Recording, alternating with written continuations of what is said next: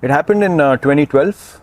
Played the IPL in 2012, and the lead up to that was interesting because I had scored my first Test 100 in Australia in 2012, followed by that game against Sri Lanka in Hobart, where we chased that total down within 40 overs. That came out of nowhere. Honestly, I did not believe that I could do something like that at the international stage. It happened. Gave me so much belief from there, and then Asia Cup came, and I got 183 against Pakistan. On a Sunday, everyone was watching. So things really just turned in about 6 months for me. But I forgot the basics of the game. I started, becoming more desperate, and I thought, this IPL, I'm going to dominate everyone. But, the moment IPL started, a few games which didn't go my way, and my mindset completely dropped to the other end. I was eating anything that came in sight. I was finishing, candy packets, 40 pieces a packet. I would finish 3 packets a week. I was eating horribly, sleeping horribly. My habits were all over the place. And I finished IPL. I remember I went home, came out of the shower first day, and I saw myself in the mirror, and I was ashamed.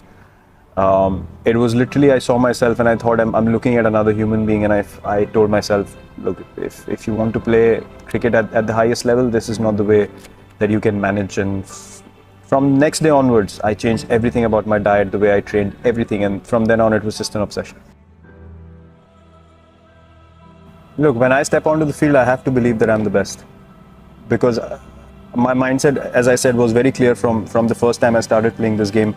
I'm not going to allow anyone to think that I'm just a pushover. So my mindset was, I'm going to go to Australia, and how am I going to score runs against these guys? I wasn't going out there to survive.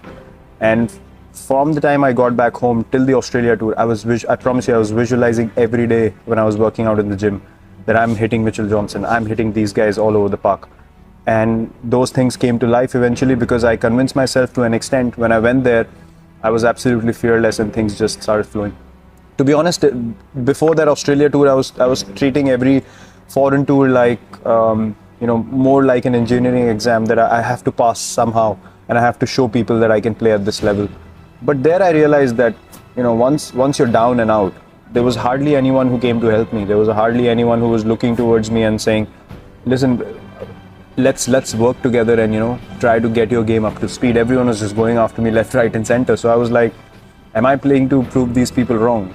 For what? I've got nothing to do with them, and they literally have nothing to contribute in my life. So I went back home. I was down for quite a bit. The great thing that happened at that stage was I realized who was with me, who was not. Things were filtered to an extent that I just got so relaxed. When I went back home, I was like, okay, I've hit rock bottom now. No one believes in me. Everyone thinks I should not be playing Test cricket. So what can I do? I can just work as hard as I can. For me, one thing was always very clear. When I step onto the field, I'm going to give 120% every game that I play. And one thing for a fact, that no one can count that against me.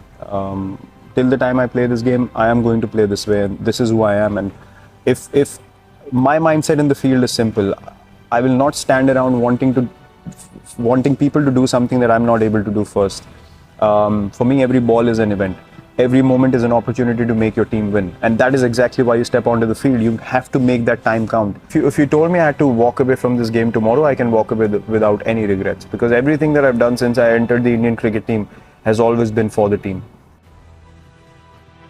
I've been booed by 40-50,000 people regularly when I enter the stadium. If I start focusing on those 50,000, I can't play a ball. For me, that's an opportunity. That's an opportunity for me to say, okay, fine, things are stacked up against me. Let me test myself how good I am. There always have been two options for me. Either it's fight or flight, and I've never taken flight. Or flight. I've never taken flight. For me, that's just not because look, I can take flight if I can't sleep peacefully at night.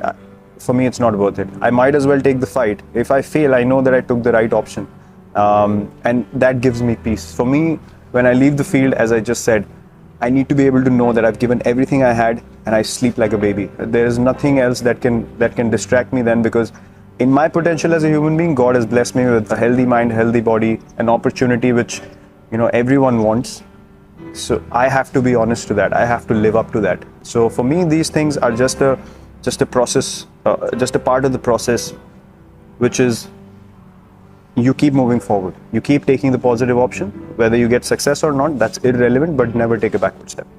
Face the fear, look it in the eye and say, fine. I'm gonna have a smile on my face, and I'm gonna keep coming at you. And that's how I live my life as well. I don't live my life half and half.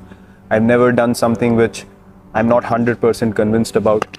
So for me, as I said, if you wanted me to walk away now, I'd have zero regrets in life or in cricket. But this culture is what is more dear to me, and I will do everything in my ability. Even if we lose a test match, I want us to go for the win, and not surrender or try to save a test match on day 3 or day 4.